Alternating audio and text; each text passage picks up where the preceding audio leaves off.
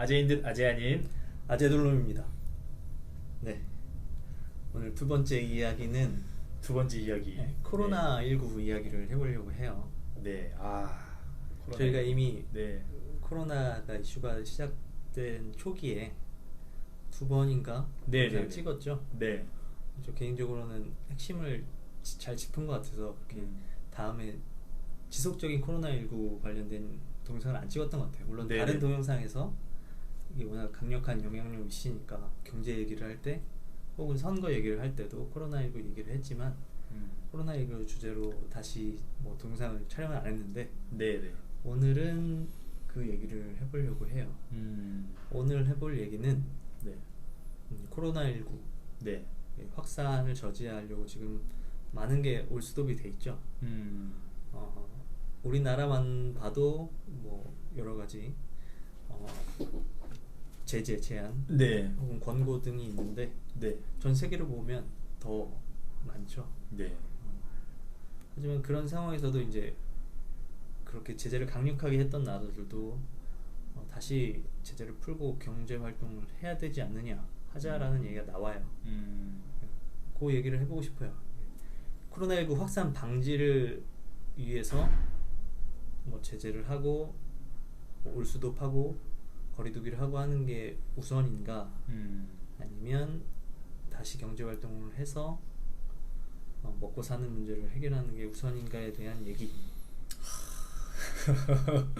어떻게 네. 생각하세요? 지금 다른 나라 사정까지 정확히 모르더라도 네네네. 일단 우리 상황은 어떨 것 같으세요? 뭐 일단 이건 진짜 제 지극히 개인적인 얘기니까 저는 이제 한 3개월 정도 우리나라가 나름의 습관이 되었다고 생각은 해요. 마스크 쓰는 거라든지 뭐 손을 잘 씻는 거라든지 이런 것들은 이제 뭐 우리나라뿐만 아니라 전 세계적으로 의무인 나라도 있고 하니 그런 것들을 이제 잘 지킨다라는 가정 하에는 경제 활동을 좀 하는 게 낫지 않나 생각이 들어요. 물론 해외 지금 치명적인 국가들 뭐 그리고 사망률이 높은 그런 국가들과 이제 무역 이렇게 있는 그런 뭐 기업들이나 이런 부분들은 조금 힘들 수 있겠지만 기본적으로 삶이 그 돌아가는 생태의 그 몇몇 일부 빼놓고는 좀 뭐 완전 정상까지는 아니더라도 하는 게 제 개인적으로는 좀 좋을 것 같아요.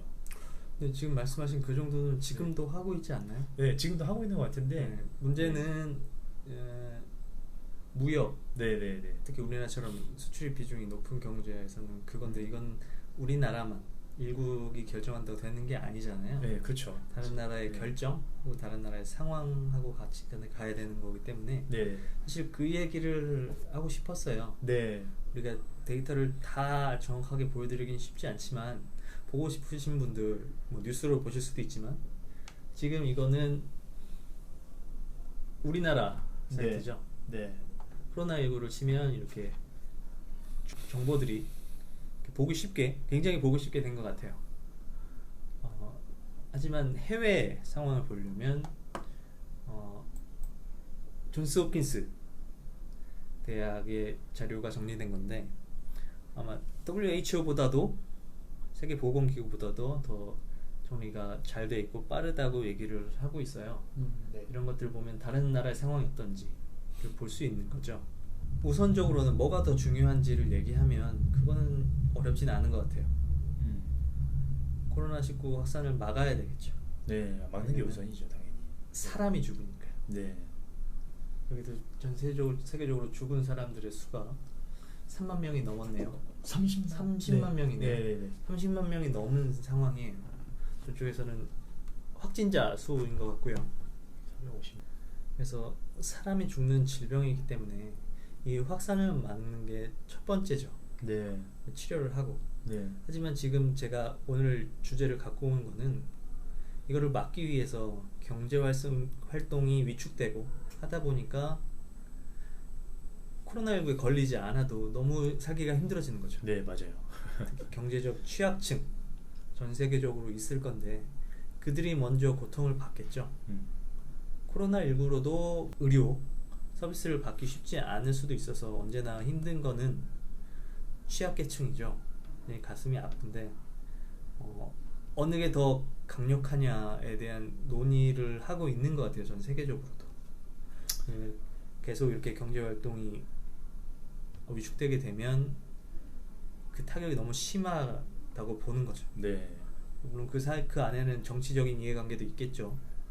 하지만 기본적으로 경제 활동이 멈춰서 뭐 소득을 얻을 수가 없고, 그래서 먹고 사는 문제가 크게 되면 사실 고민이 커지죠. 네, 맞습니다. 그래서 사람이 죽는 병을 막는 게 우선순위긴 한데, 이게 먹고 사는 문제하고 이렇게 부딪히게 됐을 때는 이게 민감해지는 것 같아요. 그래서 여기에 대해서 결정을 하기 위해서는 단순히 뭐가 우선이다, 뭐가 더 중요하다 이런 게 아니라 상황을 봐야 되지 않나 네, 생각을 그렇죠. 해요. 상황 파악을 잘해야지 사실. 코로나19가 어느 정도로 확산되고 있고, 이게 걸리면 어느 정도로 이렇게 치명적인가, 그리고 각 나라의 상황별로 의료 시스템의 대응 수준이 어느 정도까지 할 수 있는가. 만약에 대응할 수 있는 수준을 넘어서 버리면 사실 의료 시스템이 기능을 할 수가 없으니까 이거는 우선순위가 차단, 방역이 먼저가 될 수 있겠죠. 하지만 의료 수준으로 버틸 수 있는 여유가 있다라면 어느 정도 경제활동 재개를 순차적으로 단계적으로 네네. 생각을 해볼 수 있겠죠. 네네. 그런 거는 단순히 이 자리에서 논의, 사람들이 내가 우선으로 생각하는 것이 아니라 그 상황 파악이 중요하겠죠. 그럼요. 그래서 제가 이렇게 잘 보이지 않고 외국어 영어이기도 하지만 이런 것들을 잠깐 띄워놓은 이유가, 논의를 하기 위해서는 이런 것들이 꼭 필요하다 라는 얘기를 하고 싶었어요. 가치관의 기준으로 결정할 일들이 아니라는 네, 거죠. 맞습니다. 네. 그러면 일단은 모두가 원하는 건 코로나도 빨리 종식이 되고 경제활동도 재개되는 게 원하는 거죠. 그래서 이게 가치가 부딪히는 이유는, 사실 코로나19를 시키는 방법이 나온다라면 경제활동이 당연히 재개될 거기 때문에 네. 부딪히지 않는데, 지금은 코로나를 종식시킬 수 없는 상황에서 경제활동을 재개하려니 지금처럼 이렇게 힘들게 통제를 해서 확진자라든가 사망자 수를 어떻게 줄이려고 하는 노력을 물거품으로 만드는, 혹은 악화시키는 상황을 나을 거라고 보여지기 때문에 이게 부딪히게 되는 거죠. 네네네. 그럼 이런 상황, 안 좋은 상황을 타개하기 위해서 제일 필요로 하는 건 뭘까요? 일단 빨리 치료법이나 이런 것들이 개발되는 게 그렇죠. 네, 제일 좋은 방법이죠. 제가 말씀드린 것처럼 코로나19 종식을 위한 해결책이 나오면 이제 문제는 양쪽 두 개가 다 해결되죠. 그럼요. 이게 서로가 상충되지 않고 한꺼번에 해결되는 가장 좋은 상황일 텐데, 그거를 희망하지만 희망과는 별개로 그 결과가 나오기 전까지는 무엇이 최선인가를 생각하기 위해서는 또 어떤 것들이 중요할까요? 치료제를 노력을 하고 있지만 네. 없는 상황. 네. 그래서 단순히 희망만 하고 기도만 하고 있을 수는 없잖아요. 그럼요. 그러면 이 경제활동을 중단하고 확산을 방지하는 것과 경제활동을 재개하는 것 사이에서 딱 두 개만 이쪽 아니면 이쪽이 아니라 그 사이에 정도를 결정할 수도 있을 텐데, 이런 것들을 결정하기 위해서 필요로 하는 것들은 뭐가 있을까요? 뭐 일단 뭐 국가에서 어느 정도로 대처를 하고 있는지 그 상황도 굉장히 중요하고, 그리고 개인의 차원에서도 뭐 어느 정도로 자기가 위생 관리를 하는지도 그렇죠. 굉장히 중요하죠. 네. 좋은 말씀이신 것 같아요. 네. 일단 여러 단계, 여러 수준에서 생각을 해볼 수 있을 것 같아요. 네.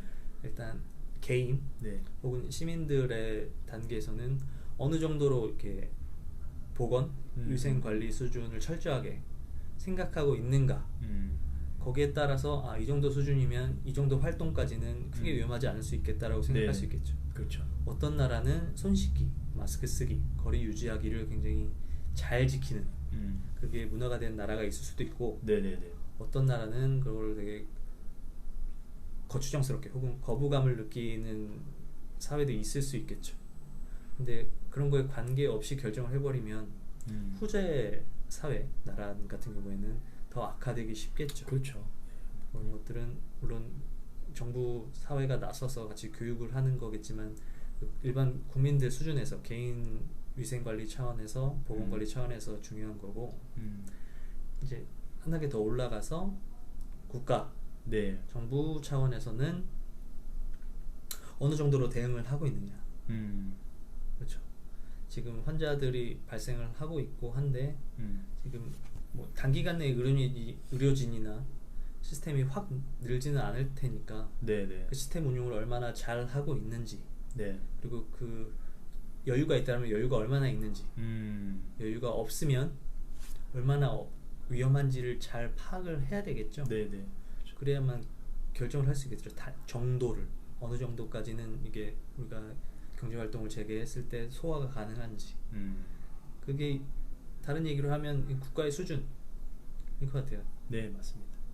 보건행정의 수준, 의료행정의 수준, 의료 시스템의 수준, 정부의 수준,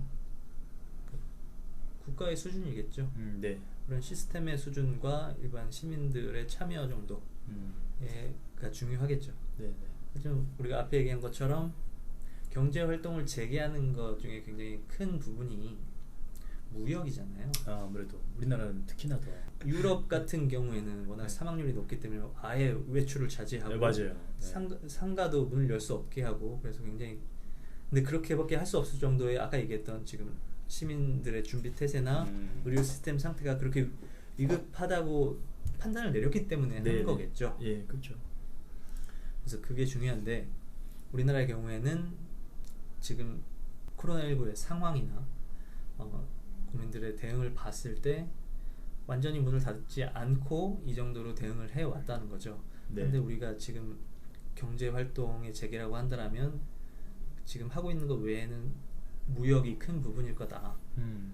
근데 이거는 나라 간에 하는 거기 때문에 지금 얘기했던 한 나라의 국민들의 대응, 나라의 정부의 대응으로만 끝나는 게 아니라 무역을 두 나라 사이만 하는 게 아니라 온갖 나라들이 같이 하고 있죠. 그렇죠. 그러니까 그 나라들의 준비 상태에 대해서 알아야 되는 거죠. 네, 그렇죠. 그러면 여기서 중요한 거는 그 나라들이 얼마나 본인들의 상황에 대해서 투명하게 공개를 하고 있느냐가 중요해지겠죠. 맞습니다. 네. 피해를 보고 싶지 않아. 정치적인 이유로 우리 국민들을 경제활동을 못하게 막는 게 너무 부담이 돼. 그래서 경제활동, 무역활동 재개하고 싶어. 그건 어느 나라나 그렇겠죠. 당연하죠. 하지만 지금 상황이 굉장히 안 좋아. 우리나라 확진자 수가 막 늘어나. 그리고 의료 시스템도 지금 과부하야. 그래서 더 올라가면 안 되는데 그래도 사람들 마음을 감정적으로 혹은 정치적인 목적으로 경제활동을 재개하면 위험해지겠죠. 그건 무역이 먼저 닫혔던 이유는 지금까지 열리지 않은 이유는 이 무역을 통해서 해외 감염자 확진자가 또 들어올 수 있기 때문에 지금 한 나라 안에서 컨트롤되는 부분이 무너질 수 있기 때문인 거죠. 맞아요. 그러면 당연히 상대방 나라들의 정보가 투명해야만 결정을 할 수 있겠죠. 만약에 한 나라의 상태가 좋지 않아서 이거랑 이 나라와는 아직 무역을 재개할 수 없겠다고 결정하는 것, 이거는 그 나라를 무시하거나 공격하는 게 아닌 거죠. 자국을 보호하는 차원인 거고 최선의 해결책을 얻기 위해서는 그런 결정을 할 수 있죠. 이 나라는 지금 상태가 괜찮으니까 할 수 있고 이 나라는 위험하니까 안 된다라는 걸 할 수 있죠. 하지만 안 되는 나라는 타격을 입을 수밖에 없죠. 그러니까 이게 싫어서 정보를 감출 요인이 충분히 있는 거죠. 하지만 그래서는 안 된다라는 얘기를 하려는 거죠. 단기간에 뭐 손해를 덜 볼 수는 있지만 길게 보면 나라의 신뢰도가 엄청 떨어지겠죠. 게다가 상대방 무역 국가들이 피해를 보게 된다면 국제 관계도 굉장히 안 좋아지겠죠. 지금 팬데믹 현상, 전 세계로 확산된 상황에서는 국제적인 공동 대응이 필요한데 거기에 핵심은 투명한 정보 공개인 거죠. 단순히 경제활동 재개가 한 나라 안에서 한 국가의 정치 리더십이 결정할 문제가 아닌 상황이 된 거예요. 팬데믹이라는 게 그런 의미인 거죠.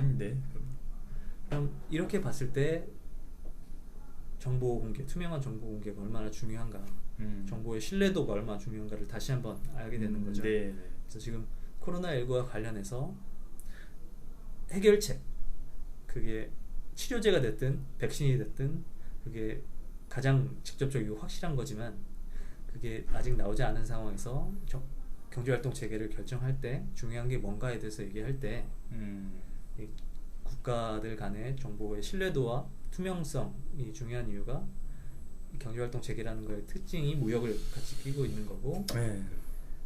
여러 수준에서 대응 수준을 생각해 볼 수 있어야 된다는 말씀드렸어요. 네네네. 그러면 끝으로 그러면 이제 그 정보가 얼마나 신뢰할 수 있고 투명한가를 봤을 때 이제 각 나라를 볼 수 있겠죠. 네. 이거는 기존의 그 나라의 국가의 신뢰도와 연결이 될 수밖에 없어요. 그래서 우리가 지금 코로나와 관련해서 네. 중국의 데이터를 볼 때 이걸 어떻게 볼 것인가. 그렇죠. 미국의 데이터랑 거의 동급의 신뢰도로 취급하는 게 한국이 어떤 결정, 무역을 재개하고 경제활동을 재개하는 거를 결정하는 데 있어서 그게 맞나? 아니면 차별을 둬서 수준을 감안을 해서 보는 게 더 맞나라에 대해서 이제 생각해 볼 수가 있겠죠. 네. 만약에 우리나라 혹은 어느 나라의 정권이 중국과 같이 이렇게 신뢰도가 떨어지는 나라하고 경제활동 무역을 재개하겠다라고 할 때 중국에서 발표한 정보가 이렇기 때문에 하겠다라고 한다라면 그거는 그런 결정을 한 나라의 정치 지도자들도 이제 의심을 해봐야 되는 상황이 되겠죠. 그렇죠. 네, 그런 의심을 해야죠. 왜냐면 네. 결정은 일반 국민이 내리지 않으니까. 네, 맞아요. 그렇게 일반 국민들이 그 정도까지 이제 생각을 하면 이제 정치권에서 마음대로 할 수 없는 거죠.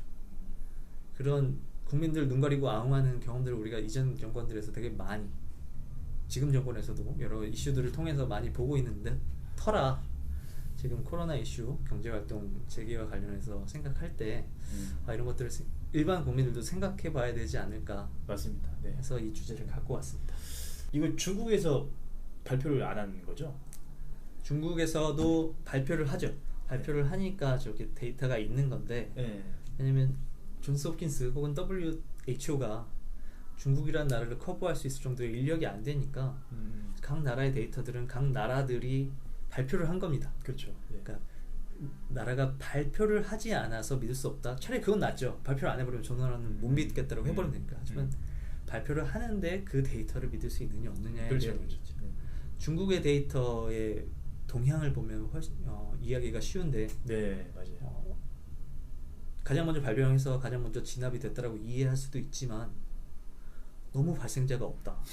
인구 밀도가 그렇게 높고 사람이 많은데 네네. 그런 것들에 대한 신뢰를 어떻게 할 것인가. 뭔가 결정을 할 때는 그런 데이터에 대한 판단을 내려야 되잖아요. 신뢰를 할 것인가 말 것인가에 대한 판단. 그게 중요하게 느껴지는 거죠.